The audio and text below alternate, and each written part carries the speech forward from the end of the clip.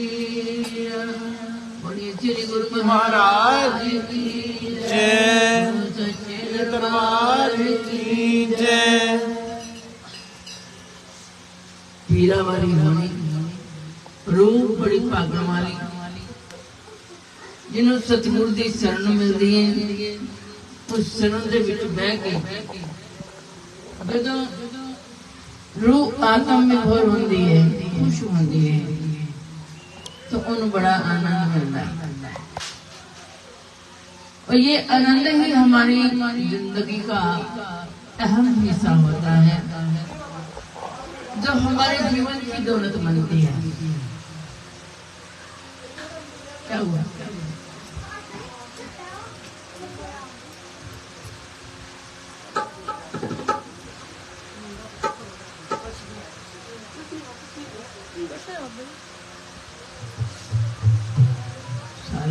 चले जाते हैं तो सबका ध्यान उधर हो जाता है।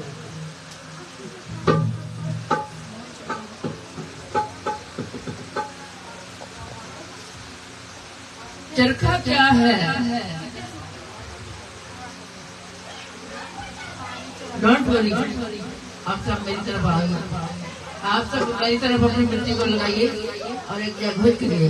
बोलिए श्री गुरु महाराज की जय, शांता दरबार की जय, बोलिए खंड भगवान की जय। जिसकी शरणागत में बैठे हो वो हमेशा जीवों का मददगार होता है। घबराओ नहीं, कुछ नहीं हुआ। बच्चों की ये शरारतें हैं जो अटपटी खेल में खेलते हैं, आगे भी ले जाते हैं, कुछ नहीं होता।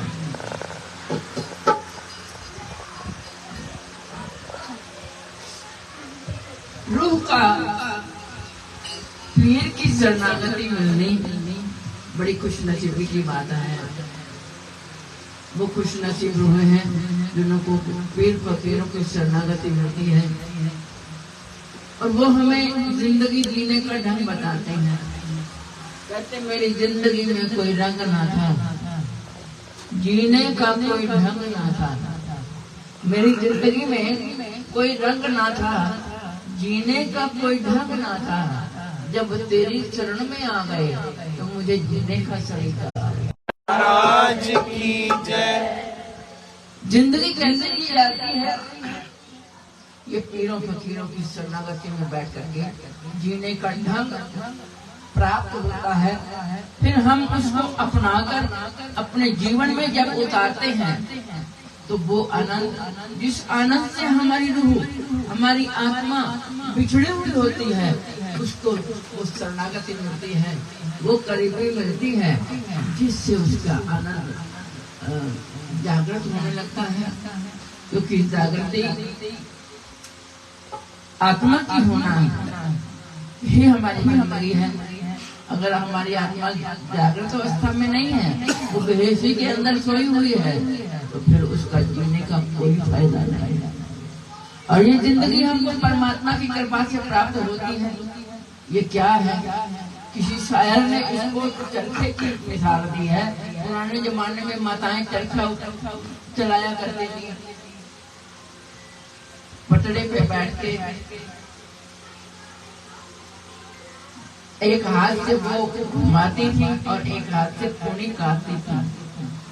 और जब वो काटती थी, ऐसे घुमाती थी डंडे को, तो वो गोलाई में घूमता था।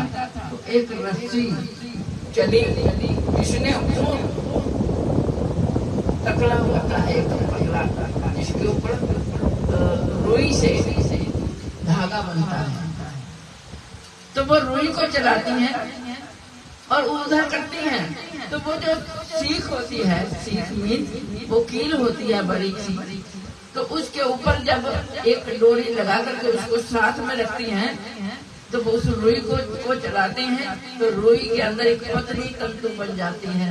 फिर उसको ऊपर ले जाती हैं, फिर उसको ऐसे करके ऊपर चढ़ा देती हैं, फिर उसको साथ में रखती हैं, फिर लंबी तारा बन जाती है, फिर उसको उस चरखड़ी के ऊपर चढ़ा देती हैं। इतनी मेहनत लग रही है आजकल तो बड़ी मशीनें चल पड़ी, उसमें मटेरियल डाल दो, बटन दबा दो, सब कुछ ऑटोमेटिक बन करके तैयार हो जाता है। ये पुराने जमाने में तो ऑटोमेटिक। अब हम खुश होते हैं, हम आजकल का जमाना लेते हैं, तो उसमें जब चलते थे तब गूं गूं गूं गूं गूं गूं की आवाज आती थी, जैसे इस चरखे के अंदर आवाज आती है। अरे भाई आई बात, ये घूं घूं की आवाज होती है, जिसको हमें सूक्ष्म बना करके ये श्वासों का तंत्र उसमें चलाना होता है। ये तो उनको समझ आएंगे जो गुरु पीर वाले हैं, कैसे ये श्वासों का धागा चलता है, कैसे वो धागा बनता है, कैसी आवाज आती है, कैसे वो डोरी लिपटती है, लिपटती जब वो एक पूरा वो एक रील बन जाती है, फिर उसको खड्डी के अंदर डाला जाता था, फिर उसको एक उसके एक हथियार होता था, उसको जोड़ते थे, दरिया बुनती हैं आजकल भी माई गाँव के अंदर बुनती हैं, लेकिन आजकल तो वही तंतु ऐसे जोड़े जाते हैं धागों के, फिर उसके अंदर धागे जोड़ दिए जाते हैं, उधर मशीन के अंदर डाले जाते हैं, बटन दबा दिया जाता है तो उनके अंदर अपने आप ऐसी सुइयां लगी होती हैं, ऐसी मशीनें लगी होती हैं जो अपने आप चढ़ते हुए बनाती चली जाती हैं। डिजाइन बन दिया जाता है, बीच में ऊपर नीचे बना दिया जाता है, तो उसमें